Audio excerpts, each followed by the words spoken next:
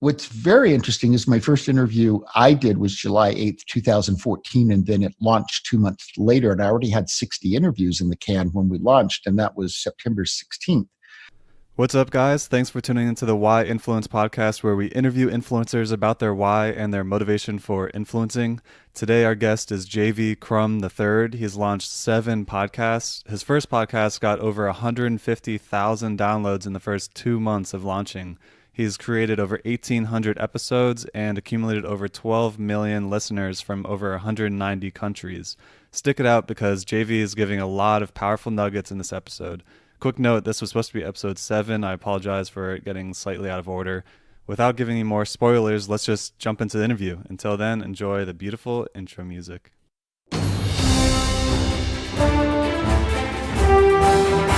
Welcome to the Why Influence podcast, where we deep dive into the why behind some of the world's most influential people. Why do you influence? Why are you an influencer? We hope to inspire you to share your voice with the world. And now, your host, Jeremy Siegel.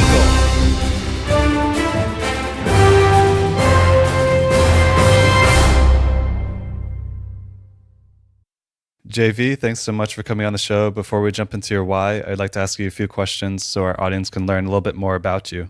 Well, Jeremy, thank you so much for having me, and a huge hello to everybody who's listening. Thank you for joining us today. Can you tell us a little bit about your personal background, what you did before starting your social media influence? Sure. So I was the entrepreneur that didn't know I was an entrepreneur. For instance, I took over the family business at the age of 23 because it was bankrupt, turned it around in 3 years, made myself and our family millionaires, and then continued in that direction while I accumulated graduate degrees, thinking I was going to go practice law, but ended up staying with the business. Ultimately sold it because I wasn't feeling a sense of meaning or purpose. I mean, I made money, had the 4-story home and, the endless European cars and all that, but I didn't feel fulfilled and I didn't feel like I was doing anything that really mattered. So when I sold the companies, I went off on a journey, really a journey of personal transformation. I took, first of all, a 4-month, 30,000-mile road trip inspired by reading Jack Kerouac's book On the Road when I was in high school. And a lot of that was in Canada. I went to every province, including Newfoundland and Labrador, every major city. Really got to know Canada and a lot of the United States, all down the Highway 1, all the way from Canada, all the way down to San Diego. So, that was exploration. Then I went and lived at a Buddhist monastery. I lived at Esalen, which is the Human Potential Institute on the Big Sur coast in California, and then kind of moved to the big human potential place called Boulder. And I would take 2 or 3 weeks at a time and go camping and doing vision quests that I'd create to find out, well, why am I here? Which ultimately took me to Lake Tahoe, skiing for the winter, and discovering, literally in an inspired moment, Conscious Millionaire, which became the journey of, that's a big reason of why I'm on the planet, is to help other people achieve financial success. But I immediately knew what I wanted to do wasn't just help people make money. And I knew that for several years at that point.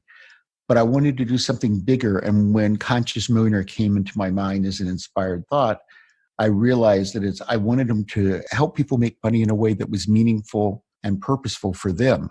And so that became my motivation, is helping people do something that was going to matter to them and make the world a better place.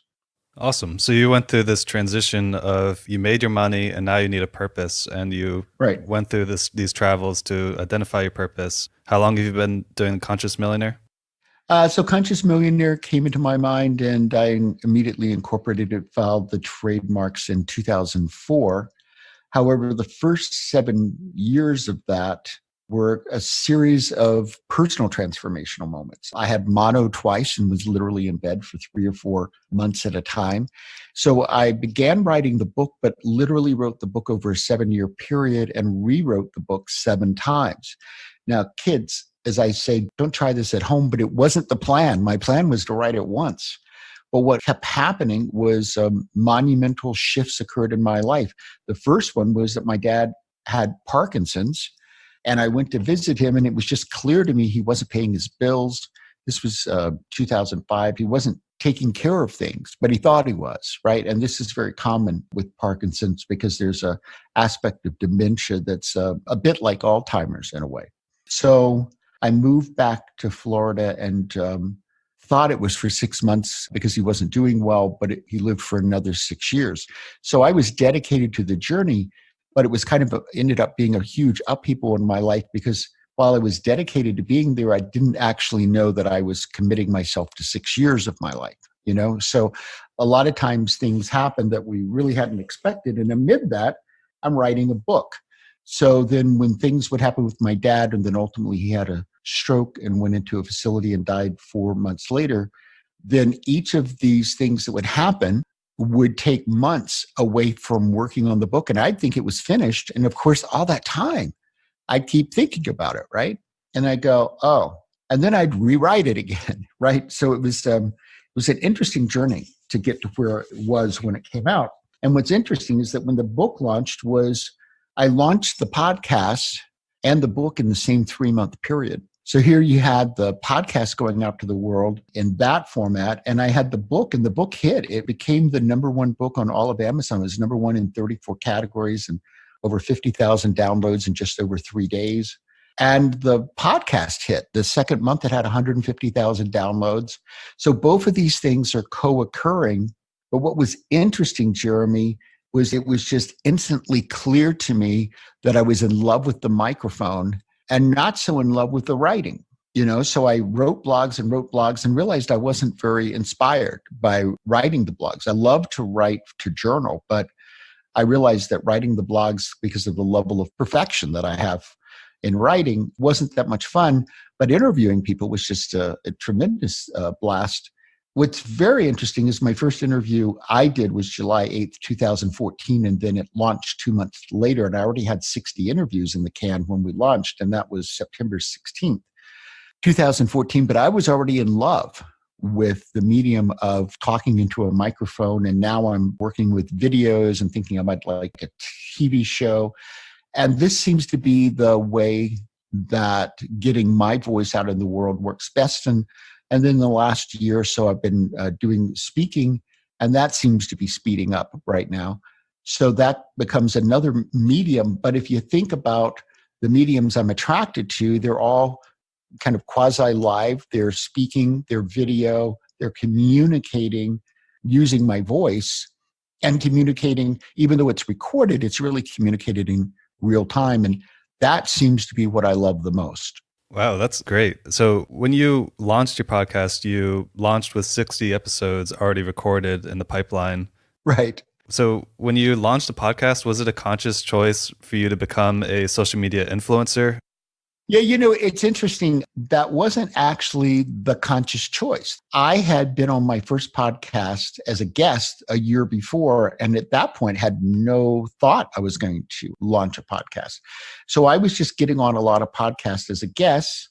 And then I went to, it's no longer in existence, but it was annual New Media Summit the first week of January. It always was in Las Vegas. And when I got there, and that was 2014, every breakout session had one podcast option.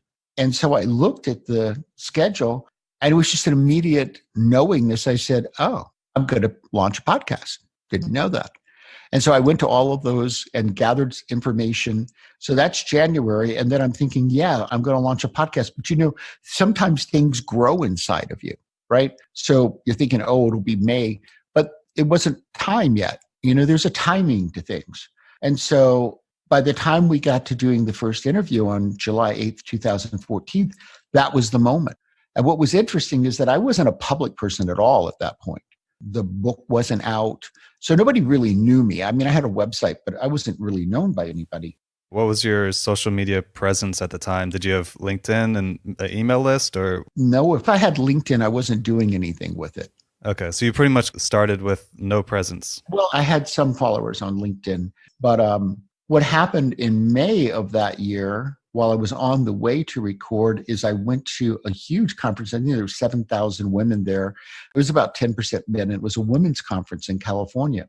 And a lot of synchronicity happened at that conference. For instance, I met 20 people who became 20 of the 60 people who were the first guests on the show. And a lot of these people really were true influencers, right? So they had networks, which connected me to more people. I met Arianna Huffington, and I had my book in pre-pub, and I gave her one of my books. And it was one of those memorable moments because I, at that moment, wanted to do was let Arianna Huffington know I existed. I didn't have an outcome to giving her the book. And she looked at it for probably 3 or 4 seconds without saying anything. And the cover is this beautiful white with gold, and it's raised type, and it says, "Conscious Millionaire, grow your business by making a difference."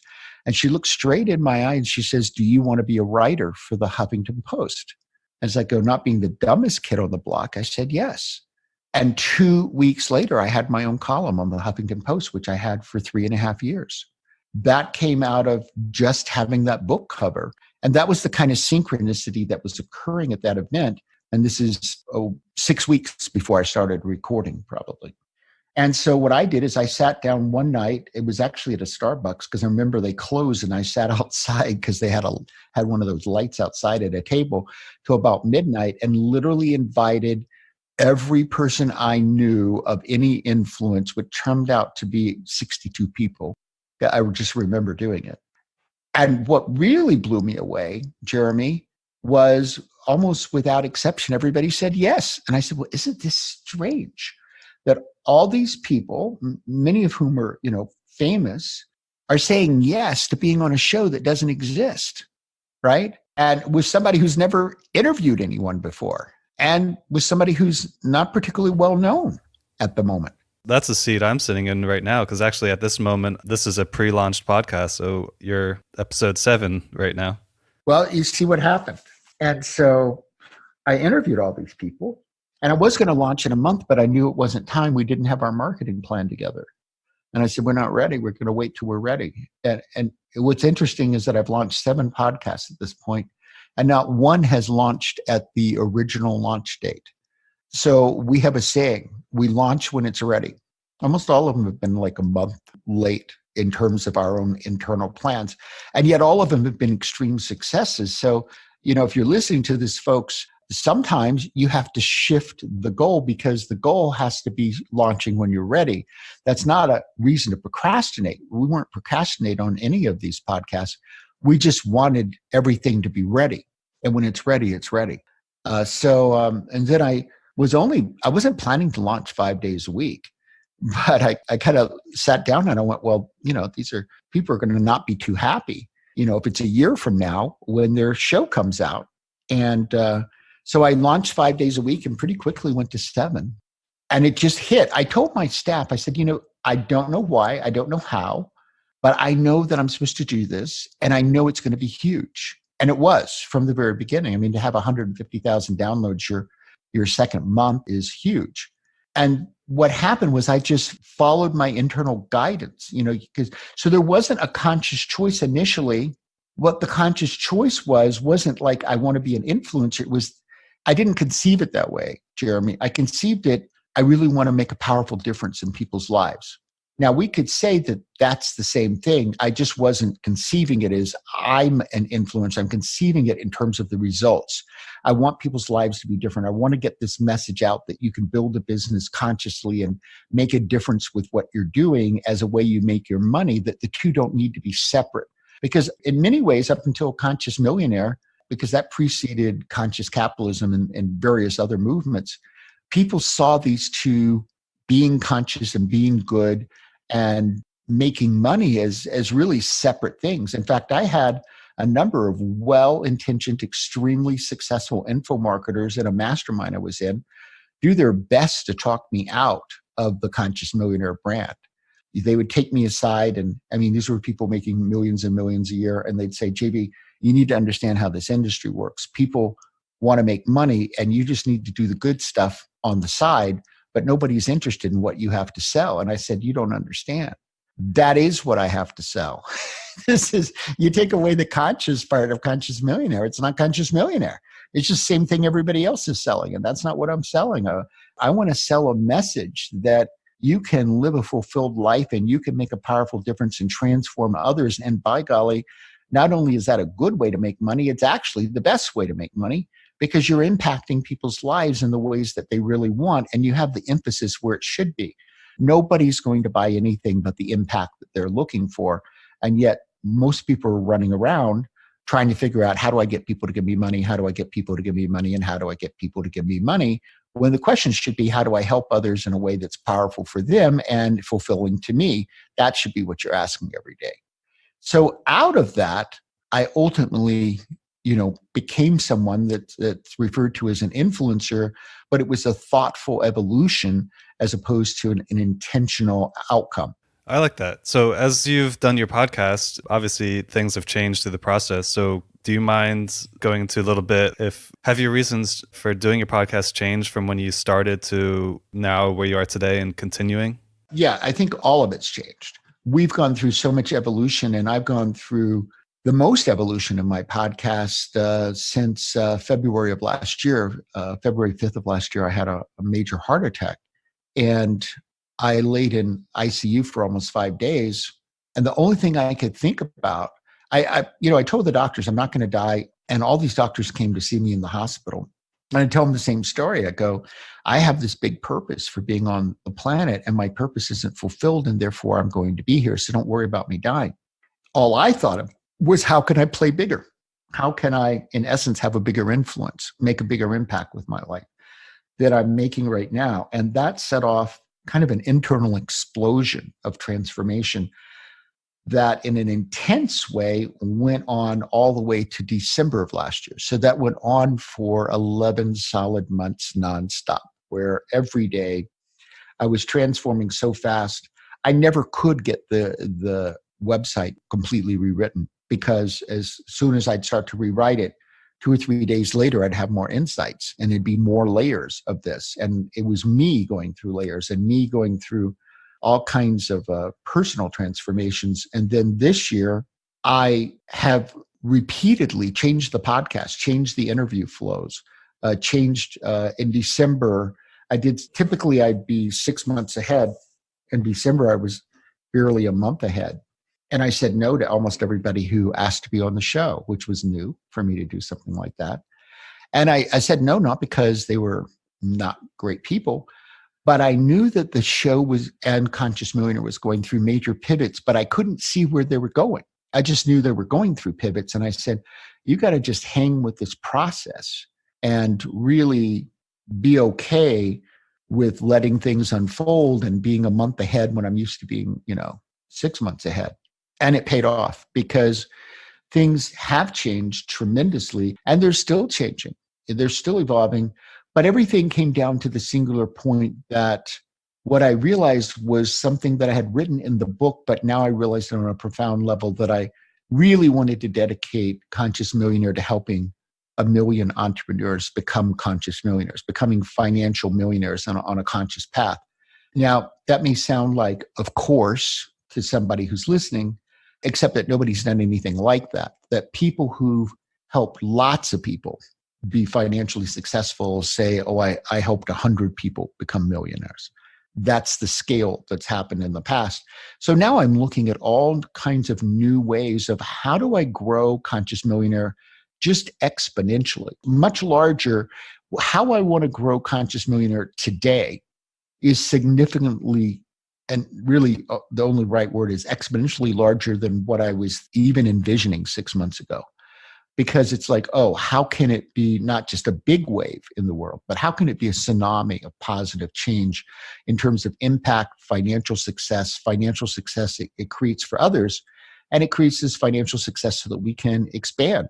So we've got the resources to build an impact at a larger level. So now if we talk about influencing, I'd say, I was thinking about it this morning in preparing for the show recording. And I'd say the two words that come up are opportunity and responsibility. And opportunity in terms of making a transformational change in other people's lives and in society, in the world. And responsibility in that realizing that if I see that vision, and something I frequently say, if you see the vision, and by that I mean if you see the vision of your life making an impact on other people's lives, so influencing other people's lives in a positive way, then you have an obligation to do something about it. And my question for you listening today is, how big of a difference can you make with your life? How big of an impact? So how much can you positively influence and transform other people's lives and even the way that we live on this planet in your lifetime? And then not just in your lifetime. I was watching, there's on YouTube, it's about 2 hours and 10 minutes. Napoleon Hill, who wrote Think and Grow Rich.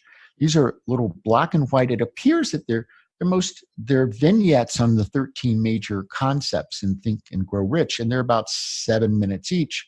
It looks like they were little segments created for some kind of a television show.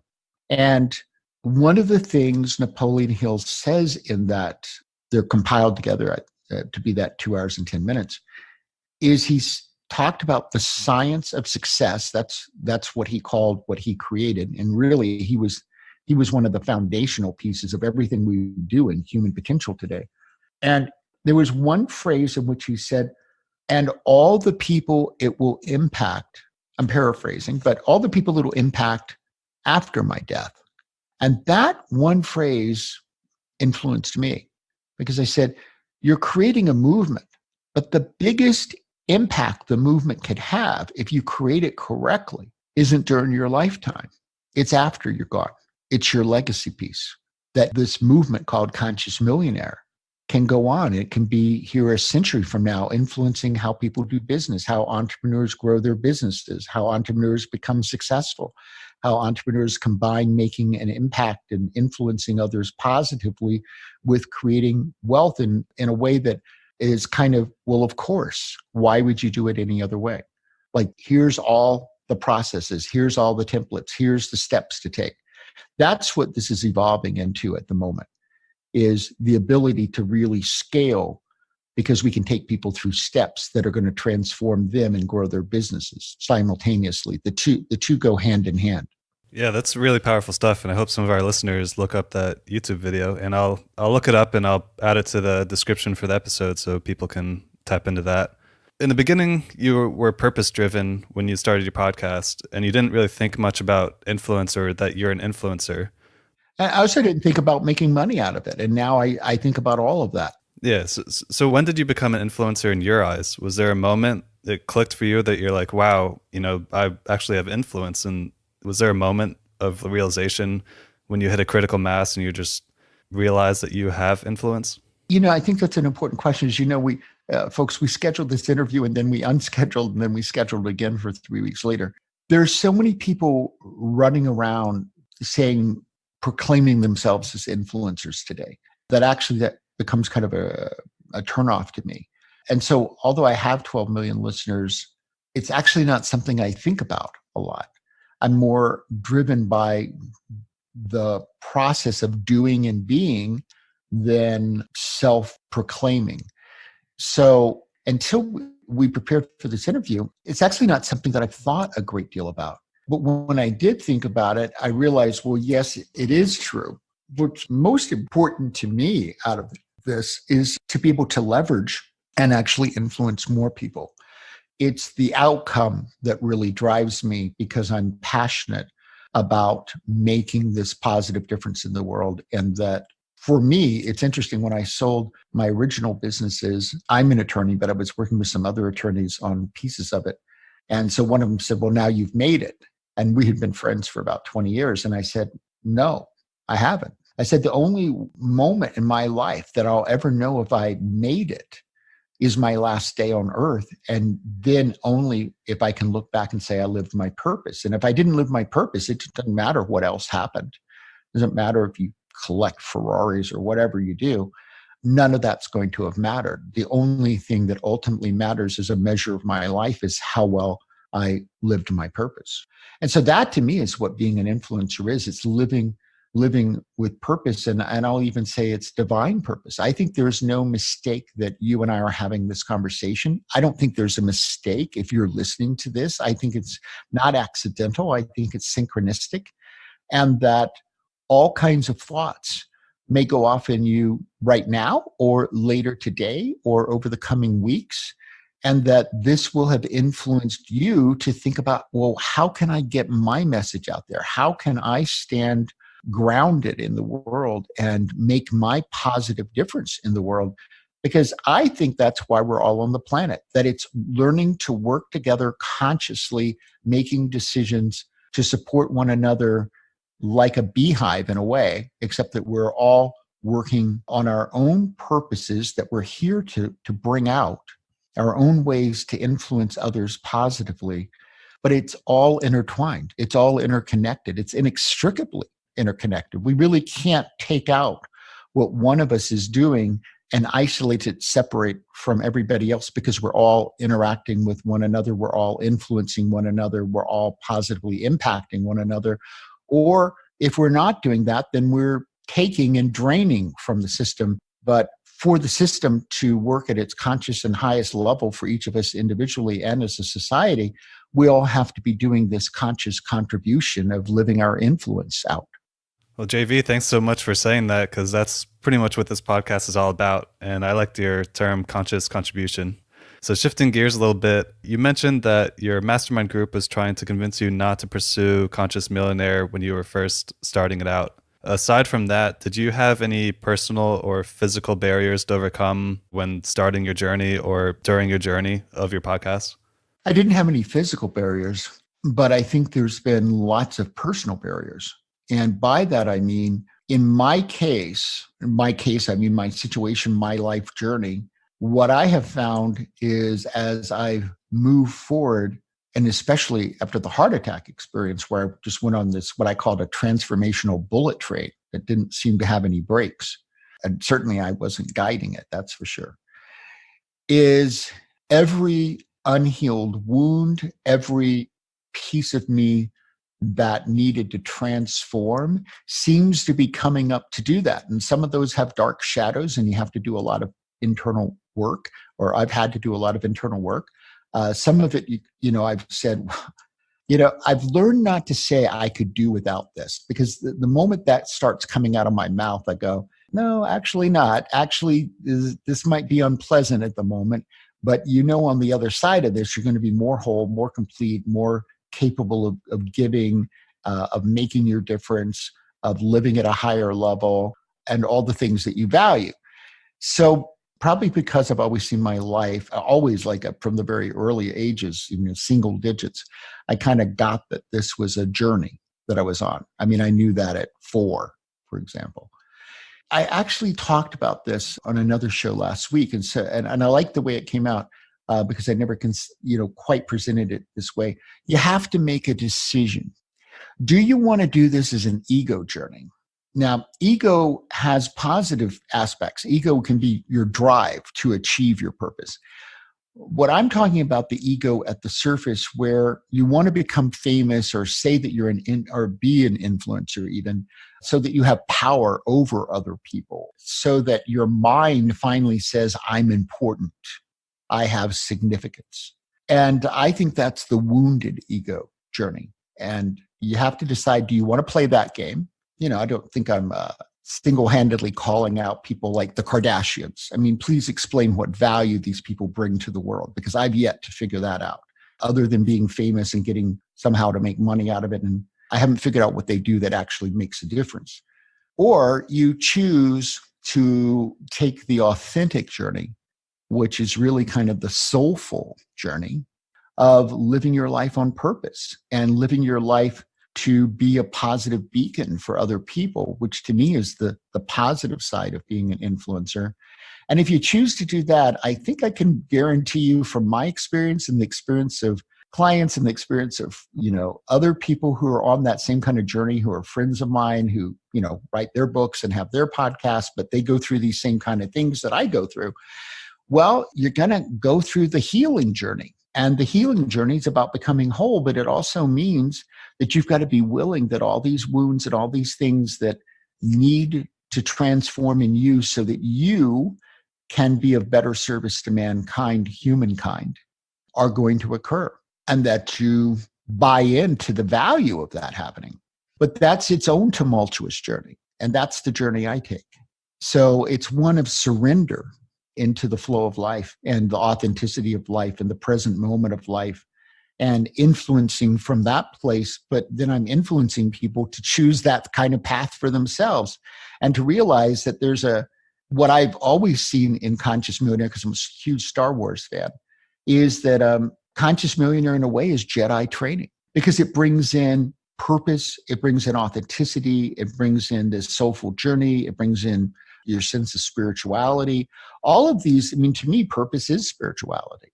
So all of these pieces come in to a financial journey. Whereas if you were doing the ego version of how do I make myself feel important, the financial journey is more about just getting the financial things and not about the purpose and not about the influence and not about the transformation of yourself and other people. To me, this is the ultimate entrepreneur journey because it brings it as a whole journey on this planet. This is where I really think entrepreneurship is headed. And if you look at the entire millennial journey, that would seem to confirm, because millennials is the first time as a group, I think it's the most conscious group of generation we've ever had on the planet. And as a generation, it's that group says, I want to do something that matters. And I want to do business with companies that matter.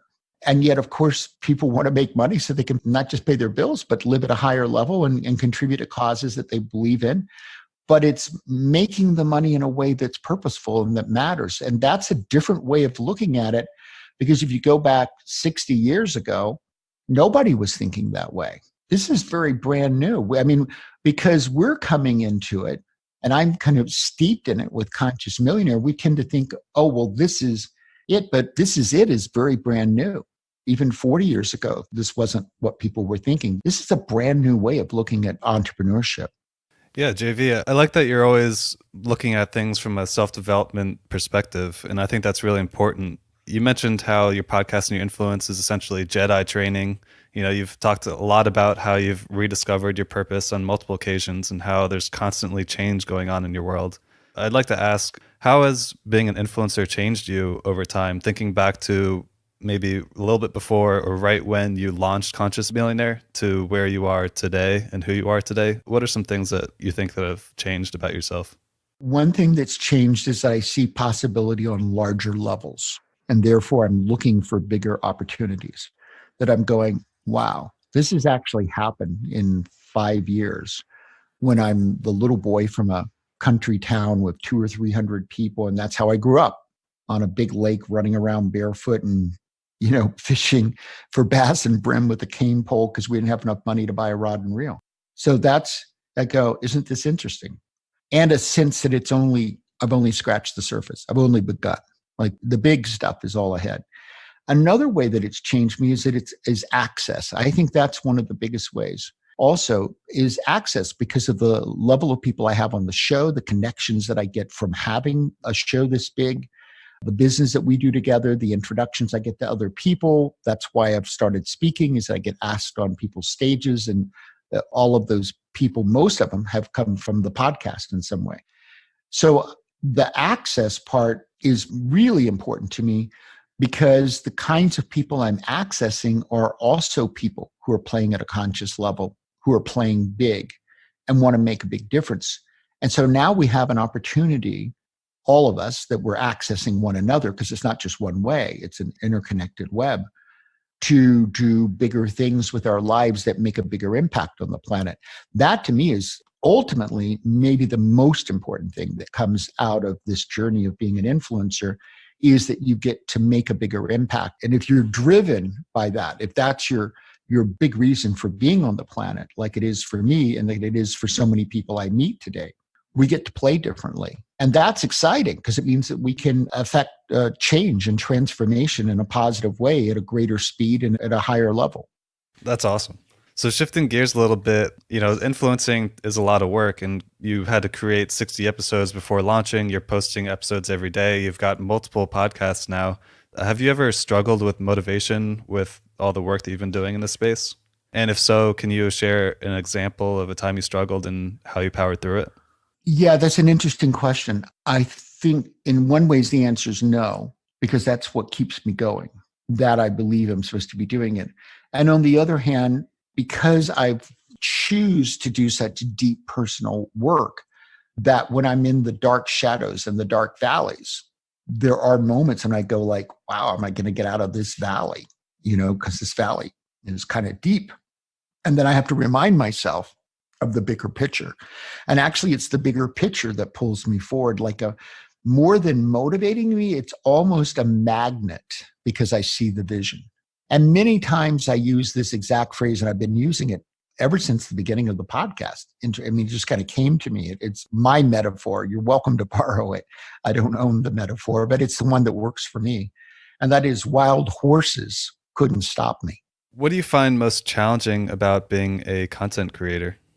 I think what's most challenging, and this may go kind of almost like a big obvious, but just the sheer volume, putting the content out there in multiple ways, that there's no end to the amount of work we can be doing. It's like always wanting to do more. And then, well, how do I get these 3 videos filmed this week? And how do I do this? So it's having a really full plate. I'm definitely someone that I keep thinking I'm going to overcome this situation, but apparently so far I don't, in that I'm fundamentally, between all the podcasts, private coaching I do with clients, groups that I create, speaking, and then just all the conversations I have in a week and all the meetups and events that I go to. In a 10-day period that I'm in right now, I'm going to 6, all local, mind you. And all of them are producing prospects for clients I can work with. So doing all of that, it's really, there's more to do, even well scheduled, than I can get done in any given day, it seems like. And do you have a team that's helping you with this? Yes, I'd be dead in the water, but I need to add one more person to the team, I've decided, who can take over more of the stuff that I'm doing.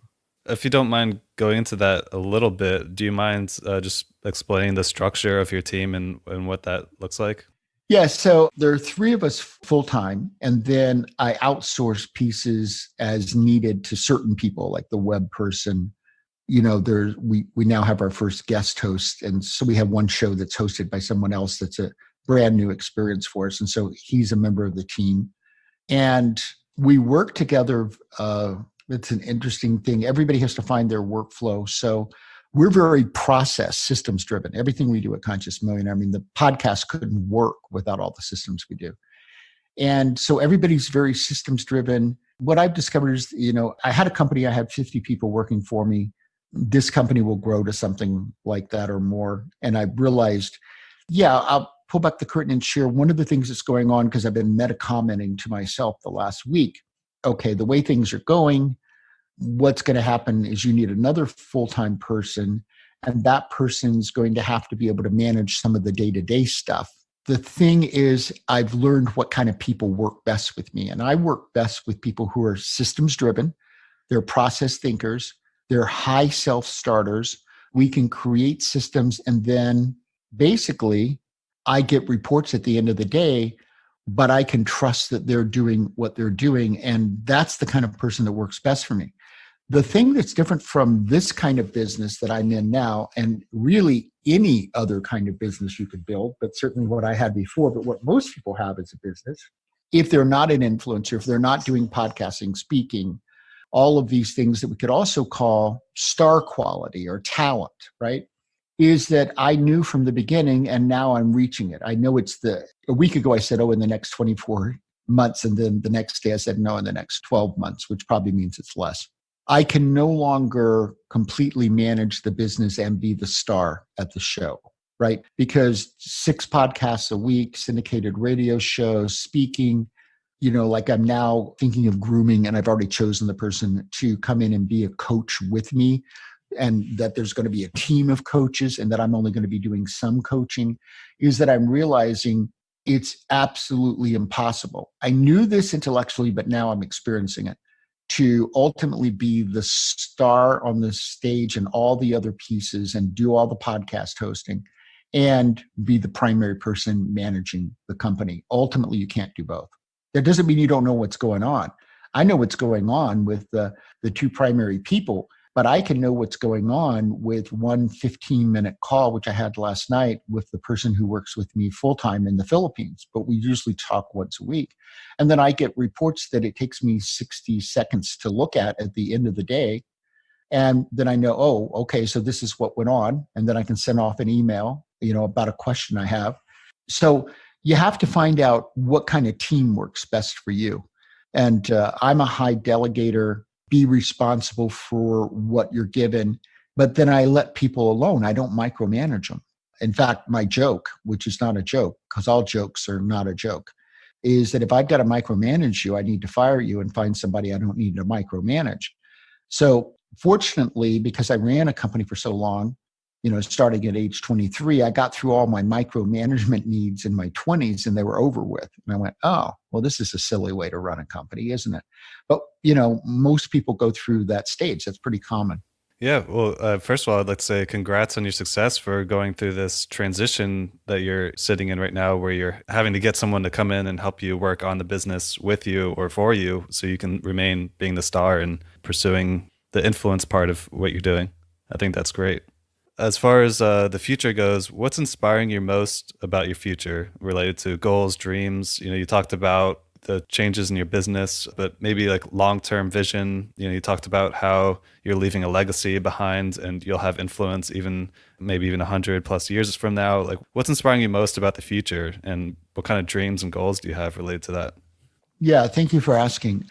So what's really inspired me is now we're getting things into 3-month chunks. So right now, I shifted who I wanted as one-on-one clients, who I wanted to work with. And in that shift, spending this 3 months just filling my one-on-one coaching with the higher end clients that I want, rather than scattering things out. And then I think the next 3 months are going to be, I'm having meetings with marketers, different people who can help me with the lead gen and the closing, of starting a mastermind that I want it to just be very, very higher end and bring a lot of value that most masterminds don't. Because I've been in masterminds, I run masterminds. I've got a master's in psychology. I've got 9 years of NLP certifications. So I want to run a mastermind that just has high value outcomes and is specifically designed for conscious entrepreneurs and coaches. And so then we're going to do that. And then probably that'll be followed by the last 3 months of this year with creating a major digital product that I pretty much have designed a lot of, but I just need the time to sit's the wrong word. Stand is actually the correct word, probably, but create all the videos, create the program, but create it in a way that's going to be, most of the programs that people buy, they don't actually get anything out of. They don't finish them. They don't have a transformation. They don't learn. They don't change. They don't get much at all.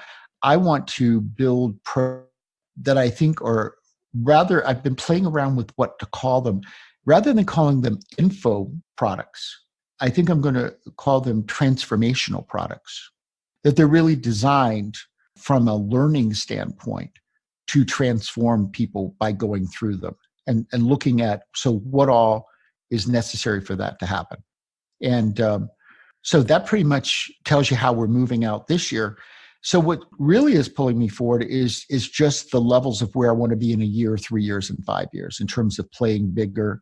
And what is that structure going to look like? Who all am I going to need to involve with? How can I use my relationships for both of us to play at bigger levels, to synergize?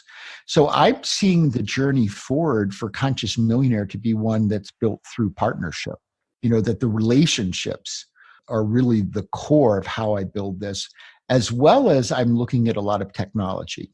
So I think technology is going to come into play, because if I'm going to help a million people reach that first million and do it in a way that makes them into a conscious millionaire, it's clear to me it's going to have to involve a lot of software and a lot of technology that people are currently not really utilizing in their trainings and transformations of their communities.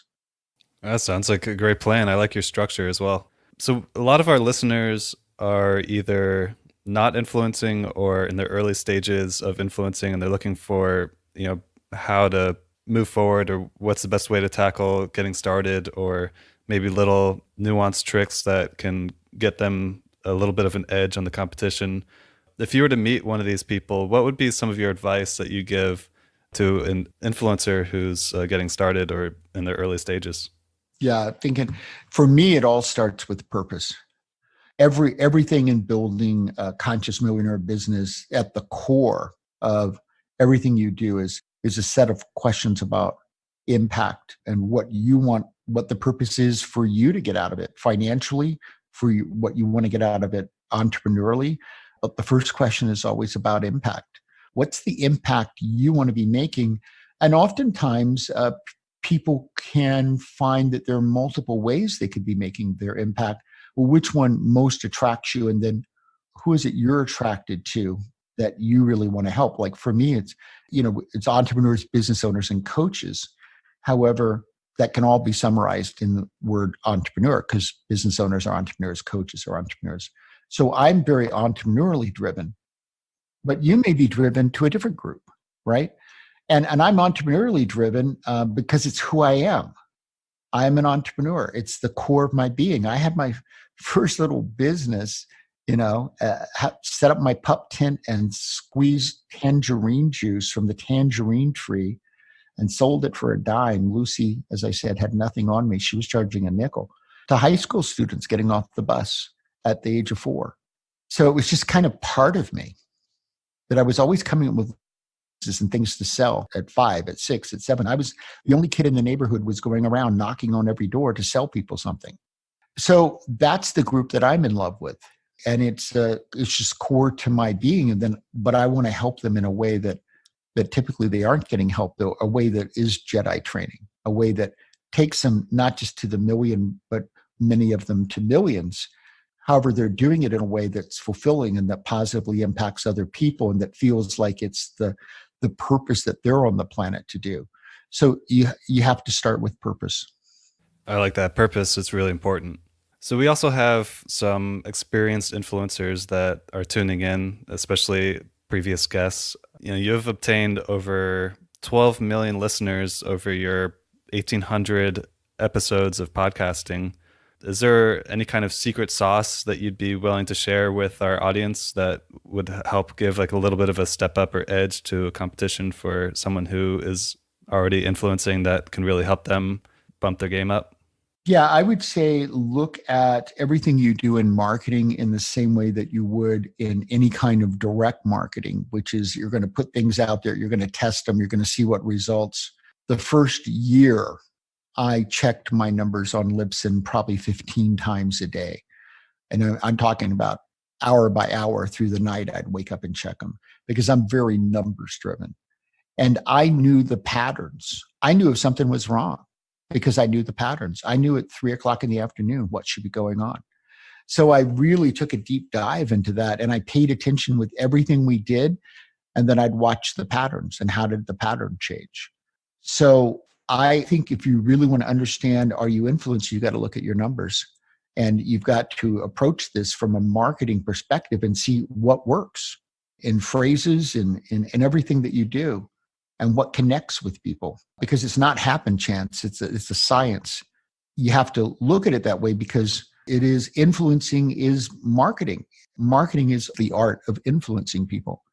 So you can't just think of it as I'm going to put stuff out there and I'm going to be an influence. You have to think of it as what's the system that actually works to accomplish the outcome over and over again. That's great advice. Well, JV, I appreciate you coming on the show and sharing your why. I'd like to end the podcast with giving you the opportunity to talk about your brand, your podcast, your business, anything else you'd like to share with our audience that maybe you haven't talked about before or you just want to reiterate. Sure. Well, I'd certainly like to invite you to listen to Conscious Millionaire podcast, and you can find that at consciousmillionaireshow.com. To get on your path to getting to your first million, then I'd like to give you the 7-figure formula. So you can get that at consciousmillionaire.com/7-figure formula. I'll give that to you again. It's consciousmillionaire.com/7-figure formula. And would love to have you as part of the Conscious Millionaire community of entrepreneurs that are growing and making a difference with your life. I'll make sure to add a link to that on the info page for this episode on our website, the 7-figure formula link. JV, thanks so much for coming on the show and sharing your journey. I hope you have a great remainder of 2019. I look forward to seeing your influence keep on growing.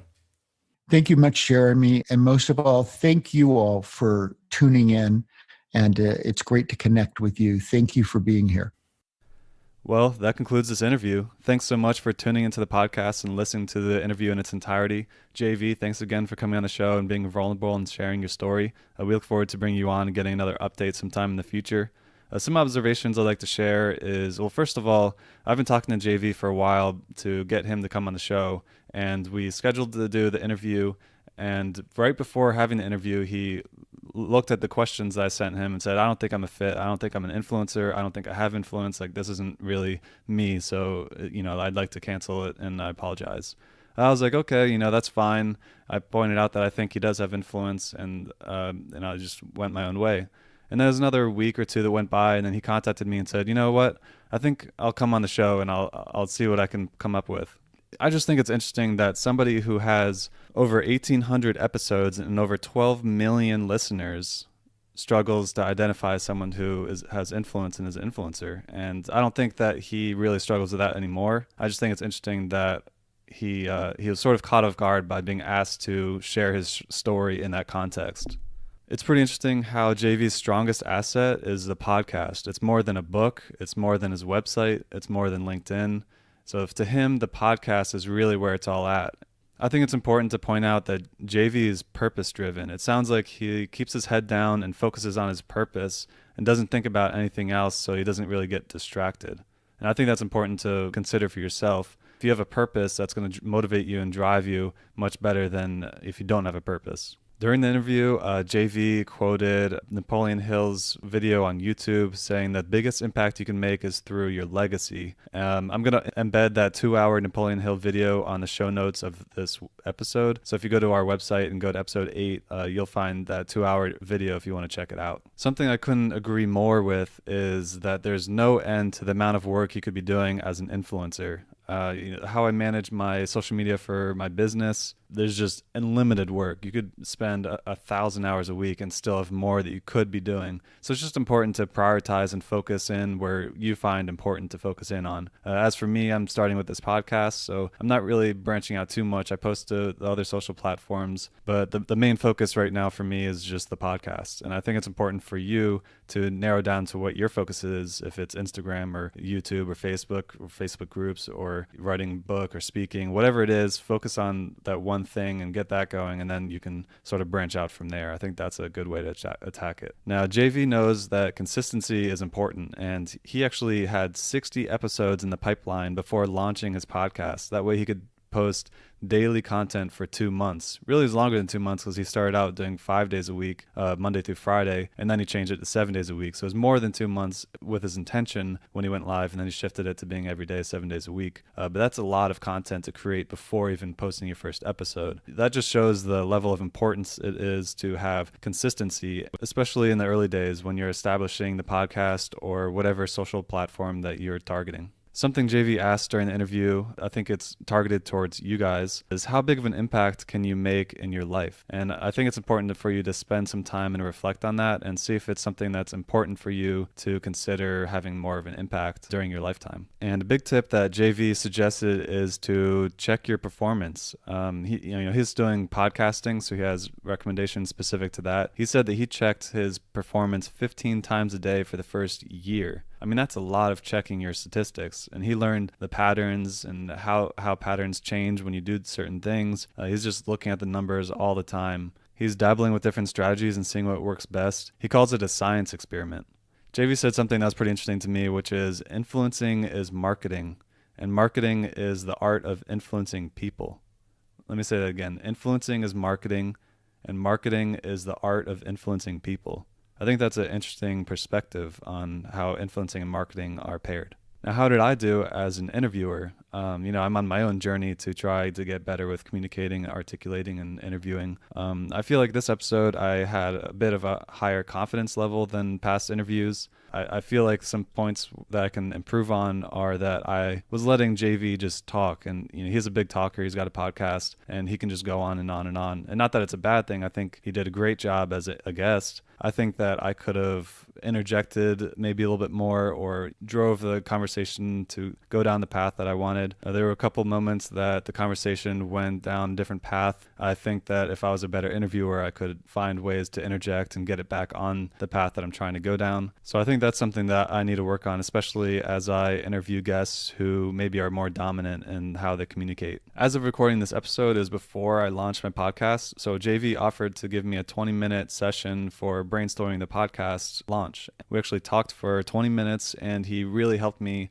come up with a better strategy for launching the podcast. Like, I learned the importance of having more episodes in the can. I was planning to launch with episode 0 and then the first 3 episodes and then maybe going once a week after that. But he suggested I go a little bit harder in the beginning to get it a little bit more established, and then I can go into some kind of consistent routine, whether it's a week or daily or a couple times a week. He just said that it's better to get a bunch up front and then go from there. So that's a little bit of a tweak I made, and he made some other suggestions that I took into play, which I'm sure I'll bring up and talk about in the future. That's pretty much it. If you're new here, hit that subscribe button. I'd love to have you tuning in to future episodes. Check the old episodes as well. There's a lot of value in all these episodes. If you're a returning listener, then please, if you haven't already, go to iTunes and leave us an iTunes review. It helps us get bigger and better guests on the show.